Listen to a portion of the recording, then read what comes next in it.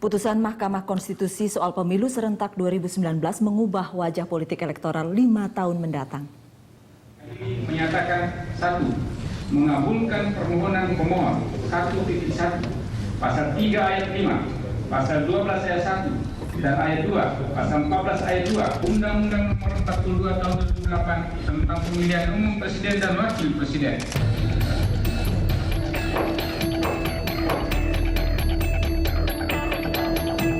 Terbalas sudah penantian panjang Effendi Ghazali sebagai wakil koalisi masyarakat sipil untuk pemilu serentak. Mahkamah Konstitusi mengabulkan pemilu serentak legislatif dan presiden, namun baru berlaku tahun 2019. Banyak pihak mengapresiasi keputusan itu, namun tak sedikit yang kecewa, termasuk Effendi dan koleganya. Kenapa ya Pak, kalau rapat pemusyawaratan hakimnya sudah selesai Mei, tetapi dibacakannya Januari 2014? Apakah memang boleh begitu melakukannya untuk semua permohonan yang dianggap penting? Mengingat kami dalam permohonan kami secara tertulis menyatakan mohon Mahkamah Konstitusi memutuskannya sebelum 9 April 2013 tertulis. Effendi Ghazali mengajukan uji materi sejumlah pasal dalam Undang-Undang Nomor 42 Tahun 2008 tentang Pilpres pada Januari 2013. Pakar komunikasi politik itu berpendapat pemilu legislatif dan pemilu presiden wakil presiden yang dihelat secara terpisah selama ini memboroskan anggaran. Dia mengusulkan pemilu serentak yang bisa lebih memudahkan warga negara memberikan hak pilih. Apa implikasi pemilu serentak berlangsung tahun 2019? Mengapa putusan MK ditunda hingga 10 bulan?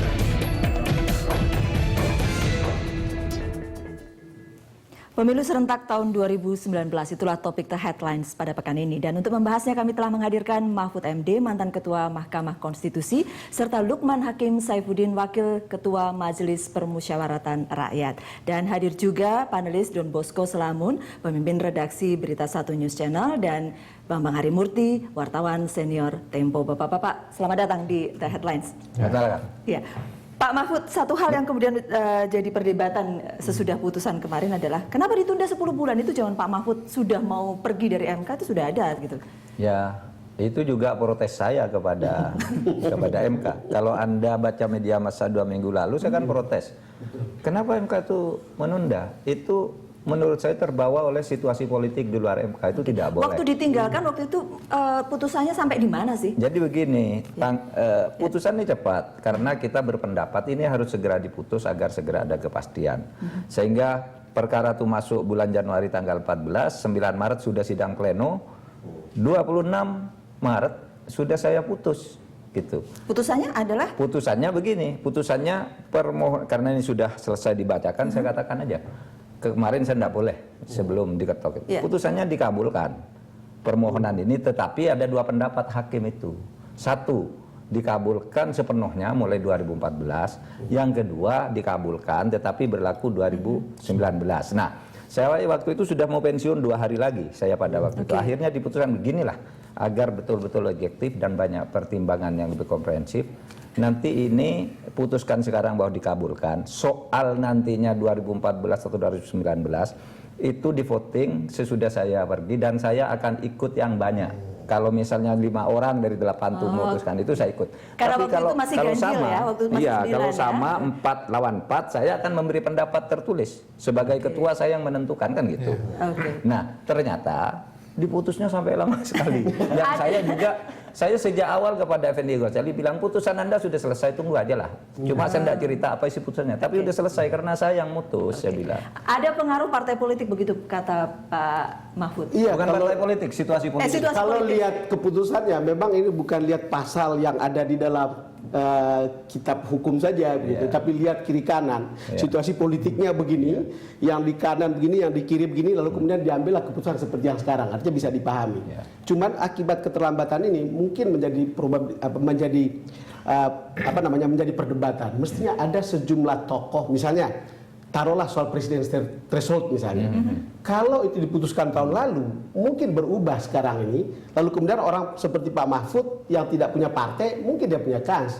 orang bisa juga nih. enggak, kalau misalnya kan bisa saja posisi presiden threshold ini kan ditolak ya sebetulnya. Tetapi kan kemudian kan bisa menjadi pekerjaan baru di DPR sebetulnya. Di DPR untuk mengatakan setelah kalau ada pemilu serentak tentu kemungkinan akan ada implikasinya seperti ini. Prabowo mungkin kan now or never. Kalau misalnya tadinya 20% bisa kemudian berubah menjadi banyak hal, begitu Mas Bambang? Ya saya lihat sih ini kan karena undang-undangnya masih berlaku yang undang-undang threshold itu.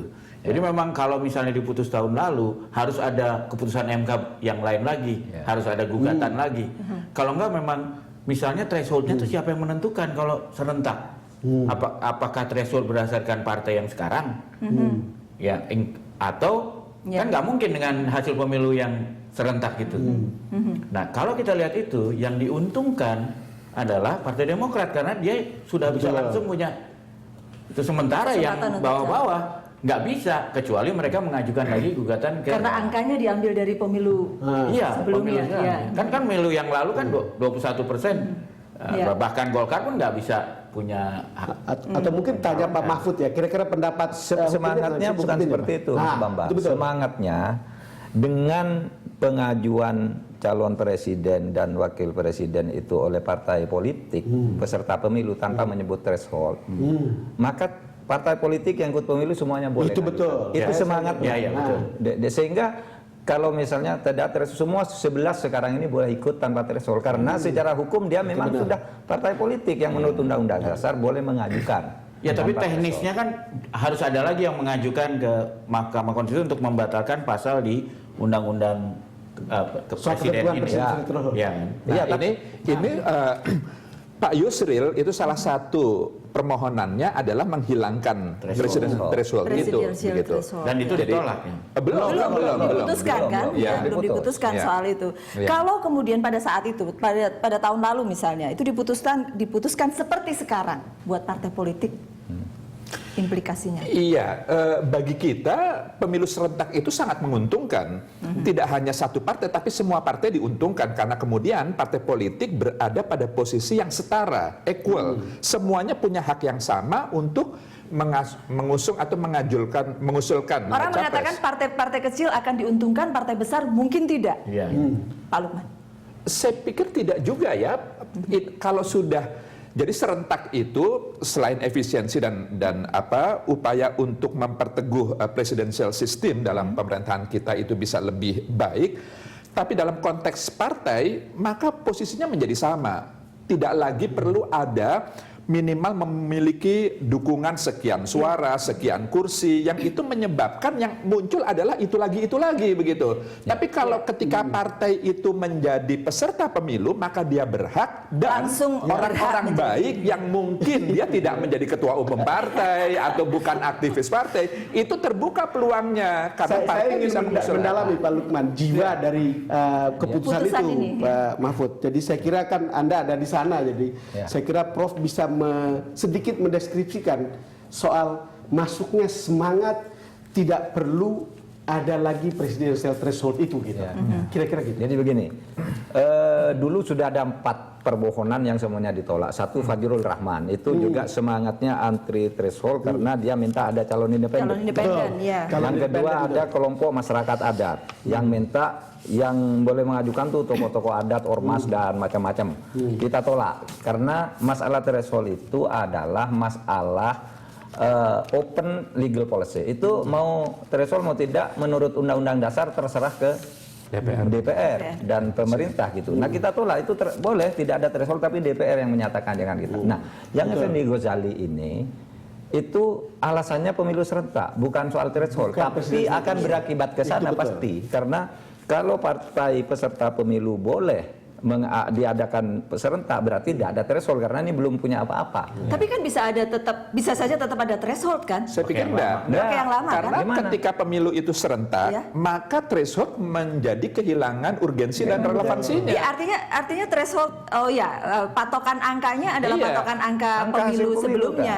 Masa 5 tahun yang lalu dijadikan pemilu sebelumnya enggak bisa karena ada kemungkinan ada partai baru masuk. Karena itu kan hampir mirip dengan parliamentary threshold, bukan begitu Mas Bambang? Iya, saya pikir dan juga ada dampak samping yang lain yang perlu dipikirkan adalah kalau ini dinyatakan bahwa pemilu harus serentak berdasarkan undang-undang, tafsirkan.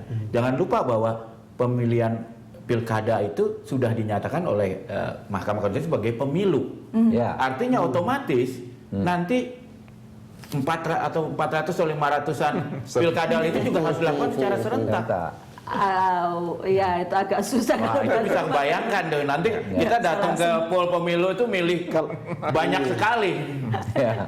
Agak ribet nampaknya, jadinya lebih parah dari yang dibayangkan sepele itu. Gitu. Coba kita cek coba Pak Mahfud. Tidak sekedar soal KPU siap atau tidak itu kan berarti kan Bang? Persoalan saya menjadi kalau jiwanya seperti itu, maka ada problem politis kenapa ada kemudian penundaan ini. Artinya kan kita mau tahu kalau diputuskan sesaat setelah Anda pensiun, Prof, masih ada kemungkinan calon presiden itu akan lebih banyak. Jadi artinya masih mungkin berlaku tahun 2014. Masih gitu mungkin. kan? Itu waktu setahun. Sebenarnya begini, saya tentu yang berhak menjawab ini MK ya. Tapi saya mencoba menangkap begini. Kenapa ditunda-tunda ini? Mungkin karena ada persoalan-persoalan pilkada. Kasus-kasus pilkada itu kan banyak sekali. Nah, lalu juga ada kasusnya Pak Akil yang seperti itu, yang itu juga menyita. Saya nggak tahu. Tapi mungkin juga yang lebih objektif, karena implikasi kalau itu diputuskan ketika bulan April atau Mei itu, katakanlah tidak bisa begitu saja dilaksanakan di 2014 ini. Karena putusan itu yang serentak, itu membawa implikasi pada revisi sejumlah undang-undang. Ada undang-undang Pilpres, ada undang-undang pemilu legislatif, ada undang-undang KPU, ada undang-undang MK juga. Dan banyak undang-undang yang harus direvisi dan itu butuh waktu. Pada saat bulan Maret, April itu kan undang-undang Pilpres masih dibicarakan di DPR. Jadi enggak sudah. Masih menggunakan yang 2008 kan ini. Iya, tetapi kan pada saat itu pembahasan belum selesai sampai pada putusan. Maksud saya ingin menegaskan bahwa implikasi dari putusan serentak itu tidak bisa begitu saja diimplementasikan. Sejumlah infrastruktur dan perangkat peraturan perundang-undangan harus disesuaikan. Kalau saya melihat akan terjadi 2 tahap. Jadi begitu itu diputuskan, kalau itu diputuskan, pertama hanya Partai Demokrat yang tiba-tiba bisa mencalonkan presiden. Yang lain harus bergabung ya kan. Sampai ada lagi gugatan ke MK untuk menghapuskan threshold. Begitu itu tembus, baru tiba-tiba semua partai bisa mencalonkan. Atau konstruksinya mungkin penyelesaian politik kan. Jadi ketika sudah ada keputusan MK seperti ini, lalu dibahaslah di DPR untuk membuat undang-undang, misalnya menyesuaikan itu sebetulnya. Cuman tadi seperti kata Pak Lukman, terlalu banyak yang harus disesuaikan, jadi masuk di akal juga. Agak susah untuk dilaksanakan 2014. Kita akan break dulu, tetaplah bersama The Headlines. Kami akan membahas masih tentang pemilu serentak 2019. Pemilu serentak yang diberlakukan mundur di pemilu 2019 mendatang menerbitkan apresiasi dari sejumlah pihak. Tetapi ada pula yang kecewa, termasuk Yusril Iza Mahendra yang mengajukan uji materi Undang-Undang Pilpres. Hal yang risiko dari putusan MK yang seperti itu adalah seperti tadi Pak Hamdan Zulfa membacakan 3 poin keputusan itu, menyatakan pasal-pasal yang dimohon itu bertentangan dengan UUD 45 dan menyatakan pasal-pasal itu tidak mempunyai kekuatan hukum yang mengikat. Poin ketiga mengatakan itu baru berlaku 2019.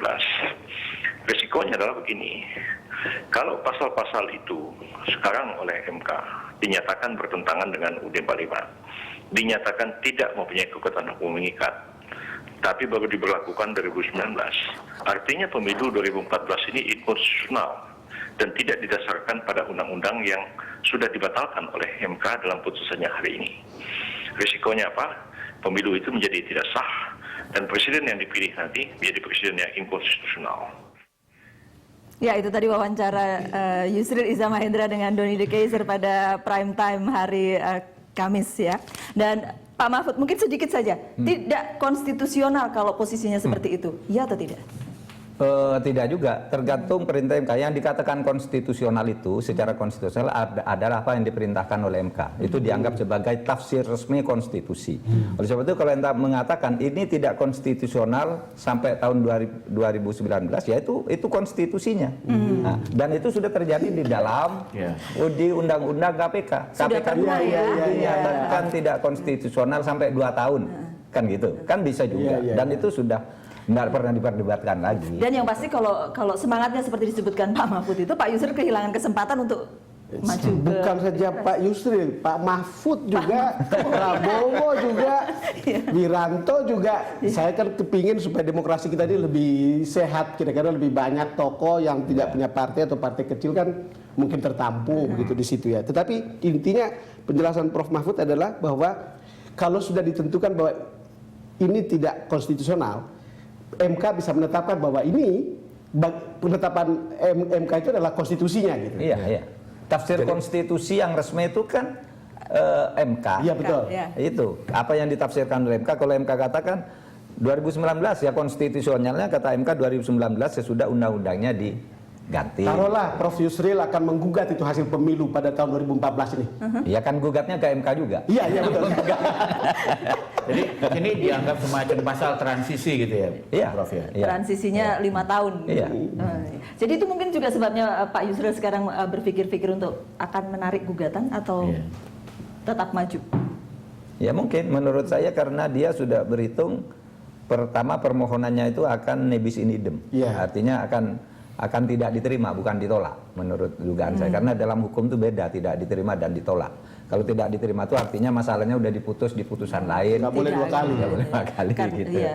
Tapi kalau lihat politik, reaksi semua orang rata-rata Ya, gembira, kita senang dan ini kebijakan yang cukup bijak ya, arif gitu ya. Jadi menangkap esensi dari Undang-Undang Dasar yang hakikatnya pemilu legislatif dan pilpres itu serentak karena pasal 6A tadi yang disampaikan oleh Pak Mahfud, syaratnya ketika dia menjadi peserta pemilu sebenarnya partai itu berhak tanpa harus ada threshold gitu. Tapi implementasinya disesuaikan dengan situasi dan kondisi realitas kesiapan dari berbagai infrastruktur. Jadi ini perpaduan antara menangkap esensi konstitusi dengan melihat juga realitas di lapangan apakah memungkinkan. Walaupun KPU Pak Lukman kalau di media mengatakan siap-siap saja kalau pemilu serentak dilakukan 2014.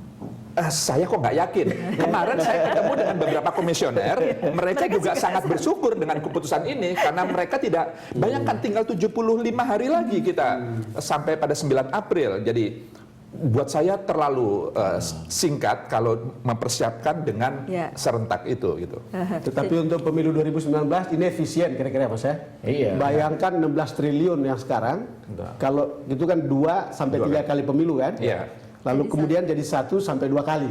Itu kan Banyak sekali yang Belum tentu juga. Karena kemungkinan presidennya itu harus 2 kali itu jadi jauh lebih besar. Jadi kemungkinan akan 2 kali pemilu. Kemungkinannya pemilu presiden akan 2 kali karena partainya banyak. Sekarang anggarannya disediakan 2 kali. Iya. 2 kali. Tapi nggak dipakai kan kalau sekali gitu. Tetapi kira-kira implikasinya pada partai politik, saya kira kan asumsi saya adalah mereka pada saat itu betul-betul memilih calon yang betul-betul bagus.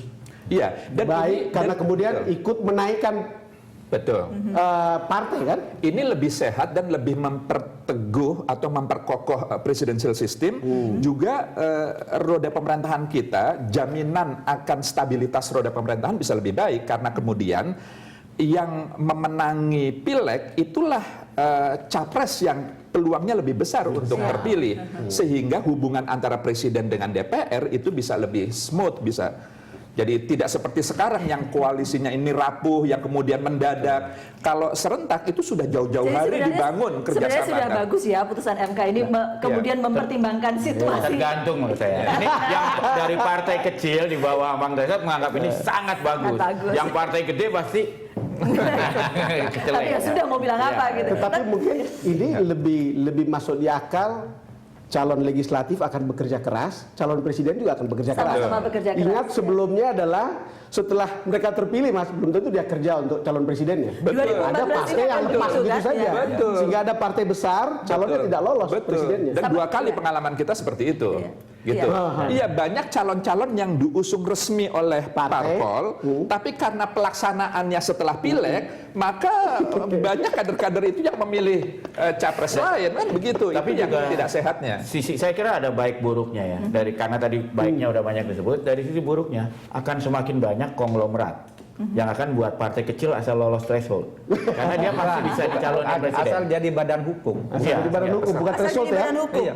Nah, tidak lulus threshold parlemen juga boleh kok asal Iya. peserta pemilu. Iya. Nah, jadi iya. di sini implikasinya maka supaya tidak terlalu banyak capres nanti yang maju, maka ada dua ketentuan. Pertama, peserta pemilu, parpol peserta pemilu itu harus diperketat syaratnya. Yang kedua, parliamentary threshold itu juga harus dinaikkan. Oke. Sehingga kemudian yang pernah ikut pemilu itu PT-nya dinaikkan sehingga memang betul-betul legitimate dia, tapi juga yang baru mau menjadi peserta Partai, pemilu itu juga diperketat Oke. persyaratannya. Kita sudah maju dari 2014, kita Ya. coba bahas nanti 2019 sesaat lagi ya. Kami akan kembali untuk Anda sesaat lagi. Pemilu serentak memberi peluang terbuka kepada partai politik untuk mengajukan calon presiden dan wakil presiden di pemilu 5 tahun mendatang. Apakah itu juga akan mengubah kongsi atau koalisi antar partai politik?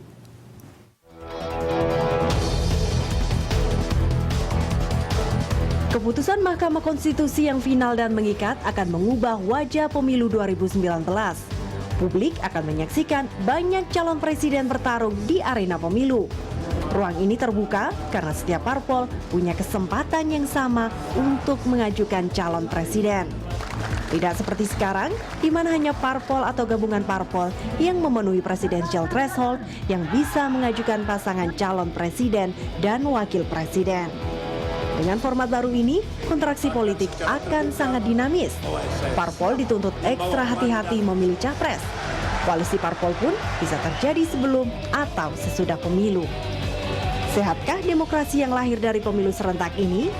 Akankah pemilu model baru ini memperkuat sistem presidensial atau justru sebaliknya? Ya, apa implikasinya pemilu serentak?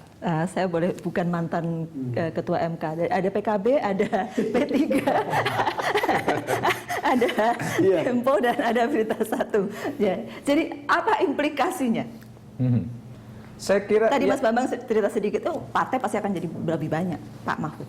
belum tentu juga kalau persyaratannya diperberat kan susah juga. Sekarang ini hampir tidak ada partai baru kecuali Nasdem. Oke. Yang lain ini kan partai lama semua. Persyaratannya diperberat artinya itu kerja DPR kan? Artinya Oh iya, di undang-undang kerja partai-partai yang kemudian terpilih sekarang Iya, gitu di kan? undang nanti misalnya harus ada pengurus di kan provinsi itu dinaikkan, di kabupaten dinaikkan, kecamatan dinaikkan, itu kan susah juga. Dan di setiap kabupaten, kecamatan harus ada dukungan KTP sekian, itu tidak mudah. Kemarin ada berapa puluh yang begitu, gagal semua. Dan ada kemungkinan partai-partai yang berkuasa di parlemen akan kemudian membatasi jumlah partai peserta pemilu? Berusaha begitu? Saya kira gini, kalau iktp-nya jalan, sebetulnya akan lebih mudah orang untuk bikin partai baru karena administrasinya nanti lebih tertib begitu. Tapi itu juga nggak apa-apa, orang bikin partai baru tinggal kesepakatan kita aja berapa persen dia harus dapat suara anggota sebelum dia dan di wilayah mana aja. Ya. Itu Mas Bambang, saya membayangkan begini, 2019 begitu kan, ketika yang duduk di DPR adalah partai-partai yang kemudian terpilih pada saat sekarang ini kan, kemudian apakah mereka mau begitu saja membuat undang-undang yang membiarkan partai-partai begitu banyak untuk masuk menjadi peserta? Saya justru meramalkan antara sekarang sampai 2019 ini kalau saya jadi pengurus partai saya khawatir karena kemungkinan partai-partai itu pecah untuk menjadi partai-partai baru itu sangat besar karena jadi permainannya jadi lebih. Bayangin asal kita dianggap partai peserta pemilu bisa nyalonin presiden. Nah, pasti faksi-faksi di dalam partai itu kalau pengurus partai tidak pandai mengelolanya, ini akan pecah. Misalnya dan kita lihat partai sekarang itu kan ada unsur-unsurnya. PPP ada unsur NU dan MI misalnya. PDI ada unsur macam-macam. Ada PKB. Nah, itu harus pengelola partai harus hati-hati mengelola partainya. Bang Don? Ya, saya melihat ya kalau keputusan ini akan berpengaruh pada kecerdasan pemilih. Saya melihat ini timing yang tepat. Kalau lihat publik kita, rakyat kita makin pintar setelah mengalami proses pemilihan yang begitu banyak dan sudah berlangsung selama 15 tahun ini.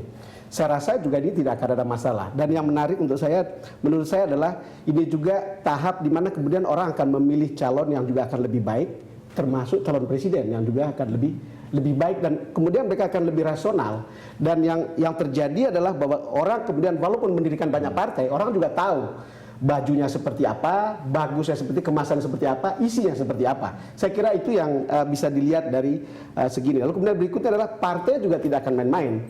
Seperti kata Pak Lukman tadi, orang kalau mencalonkan seorang presiden atau wakil presiden, dia betul-betul harus mencalonkan orang yang tepat untuk mengangkat partai. Sebaliknya, orang yang mau jadi presiden, dia juga harus punya konstituen, at least di legislatif yang juga ikut berjuang untuk kemudian membuat partai itu eksis. Ya, bagaimana dengan mereka yang mau bersaing pada 2019? Pak Lukman. Jadi begini, dengan pemilu serentak, maka sebenarnya presidensial threshold itu menjadi kehilangan keperluannya, urgensinya. Dan ini baik, karena dengan adanya PT itu orang membentuk partai itu kan sebagai peserta pemilu agar ini bisa digunakan untuk menggenapi PT itu. Dan itu ada nilainya kan begitu. Nah sekarang kalau tidak ada kepentingan itu, maka setiap partai peserta pemilu berhak. Jadi ini artinya juga membuka opsi kepada masyarakat terhadap pilihan capres-capres yang muncul. Tapi yang lebih penting bagi saya adalah koalisi yang akan dibangun di antara partai-partai ini direncanakan lebih dini, lebih awal dan lebih matang. Sehingga partai itu juga tidak bisa gegabah begitu saja asal mencalonkan orang, justru dia akan berhitung betul karena yang dicapreskan itu juga harus bisa mengangkat perolehan suaranya yang terkonvensi pada kursi kan begitu. Demikian pula capres-capresnya yang akan maju, dia juga akan melihat partai-partai mana yang akan mendukung dia. Jadi ini saling menguatkan sehingga ke depan ini berharap presidensial system bisa lebih baik. Akan lebih baik. Pak Mahfud. Iya, meskipun ada kemungkinan kecil juga seperti yang dikatakan oleh Mas Bambang tadi, bisa saja besok parpol itu hanya berdiri asal parpol kemudian dijual kepada orang yang punya uang. Karena banyak orang yang hanya ingin tampil sebagai calon presiden, mesti tahu tidak akan terpilih karena punya tujuan-tujuan lain. Sekarang pun banyak yang begitu, kan? Itu bisa terjadi. Tapi demokrasi boleh lah. Antisipasinya, oleh karena supaya itu tidak terjadi, syarat untuk menjadi peserta pemilu bagi parpol itu harus diperketat. Harus betul-betul dia punya kepengurusan di daerah, harus punya anggota sekian dan itu betul-betul diverifikasi. Nanti di dewan berikutnya akan rame. Ini juga akan Kalau kita lihat dari pengalaman Presiden SBY aja ya, di jilid 1 dan jilid 2. Kita lihat di jilid 1 itu presiden dengan parlemen tidak ada masalah karena Pak JK sebagai wakil presiden bisa menguasai. Di kedua, walaupun partainya Pak SBY itu 3 kali lebih banyak, dia banyak bermasalah dengan DPR, karena tidak bisa pegang parlemen. Ini salah satu risikonya adalah akan muncul presiden yang kuat di wilayah, tapi di parlemen disabotase, karena dia partainya tidak kuat di parlemen. Nah, ini saya menduga pada tahap awal-awalnya akan lebih terjadi karena partai politik kita ini kan masih egois ya. Mereka belum lebih pada power, belum pada pada kepentingan masyarakat banyak. Sehingga kemungkinan terjadinya presiden yang sangat minoritas partainya di parlemen itu akan kemungkinan besar, kemungkinannya akan besar. Nah, sehingga ini diperlukan presiden yang mungkin paling tidak seperti Jokowi lah bisa membujuk udah banyak yang mendukung juga. Walaupun kalau Pak Lukman katakan tadi koalisinya akan lebih tertata, mungkin itu akan membantu juga presiden yang akan naik. Iya, bisa jadi seperti itu. Kalau dari berbagai praktek orang akan berkoalisi jauh lebih awal. Itu kan berbeda dengan teori ya, Bang ya. Dengan sistem parlementer yang koalisinya tergantung hasil pemilihan lalu kemudian ditentukan di DPR. Tapi saya sebenarnya ingin dapat implikasi lain dari ini. Mungkin Pak Prof Mahfud bisa ini. Kita masih ingin, ini sudah langkah maju dari keputusan MK. Kita masih sebetulnya ingin, kalau bisa akan ada lagi keputusan tentang calon independen. Walaupun sudah pernah diajukan, tapi mungkin kalau dimodifikasikan bisa ceritanya lain lagi. Kedua, sebetulnya kan sebagai wartawan saya merasa masih ada yang tersisa. Pemilu serentak, kenapa hanya berlaku untuk pilpres kemudian calon legislatif? Betul bahwa itu akan sulit sekali. Pemilu kada yang ada 500-an itu, apakah mungkin misalnya juga pada satu saat itu harus juga masuk di dalam bagian itu karena itu pasti akan jauh lebih efisien. Dan saya kira soal calon independen tadi, seberapa kansnya kalau misalnya diajukan? calon penafsiran independen. Anda sebagai Sudah pernah ya waktu itu diajukan ya untuk Ya, saya kira presiden, sangat sulit karena undang-undang dasarnya itu tidak bisa ditafsirkan lain kecuali pasal 6A itu mengatakan di amandemen. Iya, kecuali itu di amandemen. Begini Karena Pak di situ Salamon, dikatakan saya parpol atau gabungan parpol. saya terlibat dalam perubahan undang-undang dasar. Ya. Ini bertahun-tahun diperdebatkan calon Betul-betul. independen ini. Secara objektif memang baik, tapi itu aplikasinya sulit sekali dalam konteks Indonesia dengan 240 juta penduduk yang sangat beragam tersebar. Karena ketika dibuka independen, calon independen, lalu kemudian syaratnya apa? Berapa dukungan yang harus sepermil jumlah penduduk, 1% atau sepermil atau seperberapa? Sepermil saja misalnya akan ada ratusan calon. Jadi Artinya, itu memang Pak Lukman, kalau muncul tokoh seperti Jokowi, betul. Dan muncul maju dari tokoh independen, seperti Prof Mahfud ini, dan maju dari calon independen, taruh dia bang 10 juta tendangan, dalam satu hari datang untuk 10 juta. Betul, itu mudah, tapi orang kita itu kan seneng untuk tampil. Kalau yang tampil semuanya kayak Pak Jokowi nggak ada masalah, tapi hanya orang yang nggak ada job seeker, misalnya orang kejar-kejaran dia mengumpulkan tanda tangan di tetangganya bisa jadi capres ya, ya. kita akan bahas selanjutnya nanti ya Pak ya. Kita akan kembali untuk Anda sesaat lagi. Pemilu serentak diprediksi akan memperkuat sistem pemerintahan presidensial. Mari kita simak salah satu pernyataan dari tokoh berikut ini. Hendrawan Supratikno mengatakan bahwa pemilu serentak akan memperkuat sistem presidensial karena koalisi akan dilakukan sebelum pelaksanaan pemilihan legislatif dan pemilihan presiden dilakukan. Cara ini akan mencegah terjadinya politik transaksional di lorong-lorong gelap.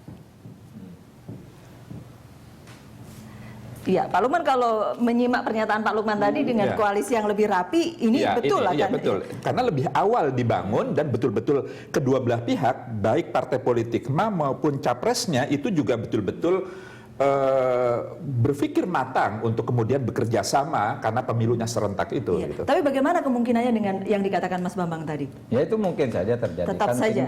Tinggal pengawasan masyarakat, kemudian Bahwa pengetatan di undang-undang. presidennya lemah di parlemen begitu ya Pak Mahfud tadi ya. Mungkin saja karena mungkin saja terjadi. Kalau mungkin. saja justru sebaliknya, karena orang memilih partai itu lalu juga melihat siapa yang diusung oleh partai itu sebagai capres. Begitu juga sebaliknya, ketika orang senang dengan capresnya, maka orang juga akan terdorong memilih partai yang mengusung capres itu.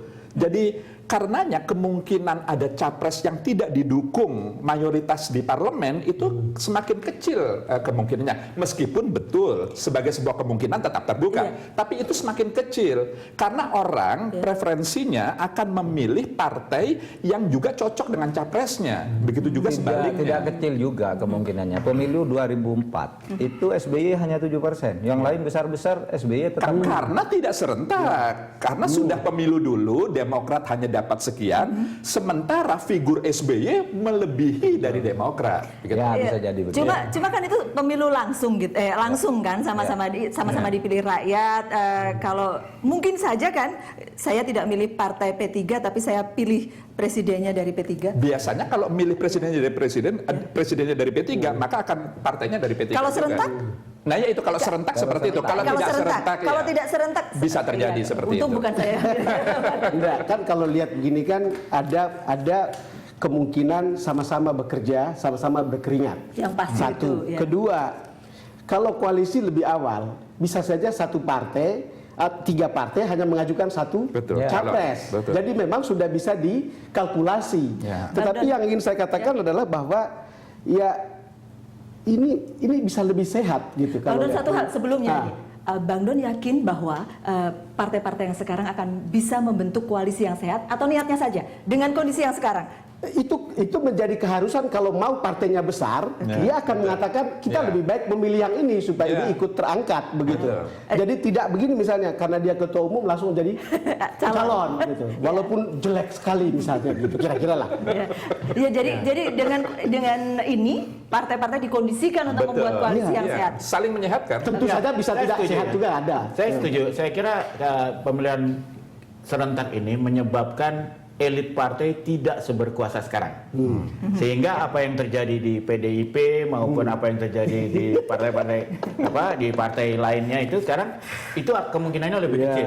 Karena risikonya lebih berat, dan kalaupun terjadi partai bisa pecah, dan partai yang pecahannya itu bisa juga mencalonkan presiden. Jadi ini itu kebaikannya ya.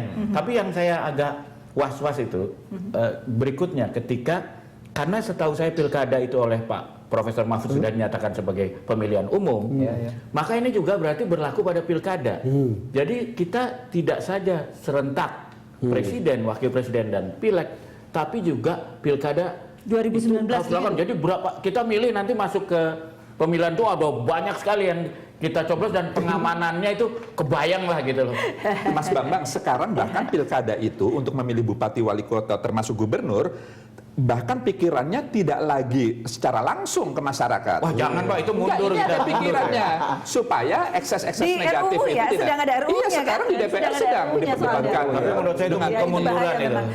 Sama Mas, itu kita anggap sebagai Iya, pilkada misalnya.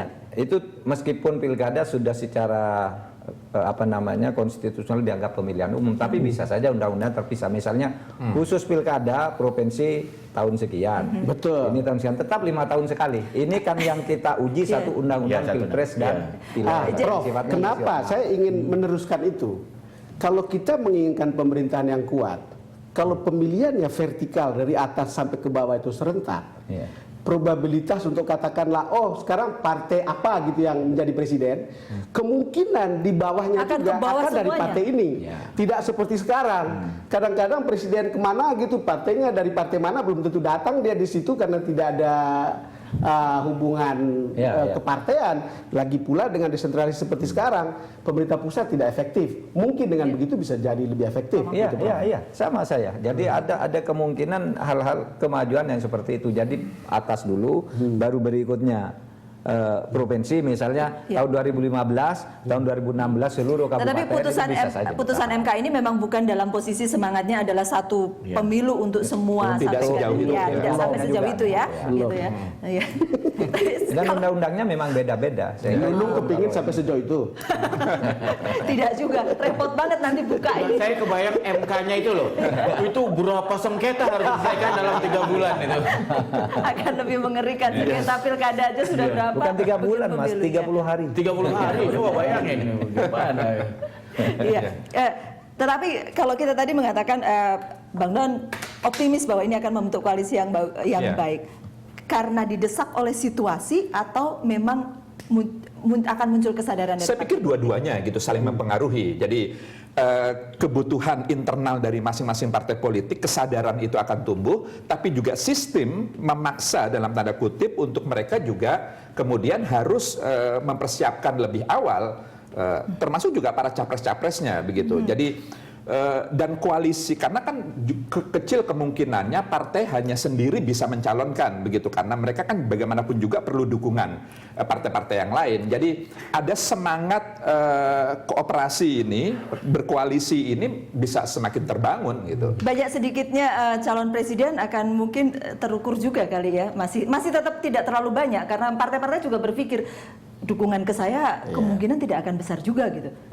Tapi kan sekarang kita tahu partai dijadikan bisnis juga, partai kecil-kecil terutama ya, partai gurem itu. Jadi saya membayangkan bisa aja ada koalisi antara pengusaha yang melihat ini sebagai investasi dan aktivis yang suka bikin partai pada itu.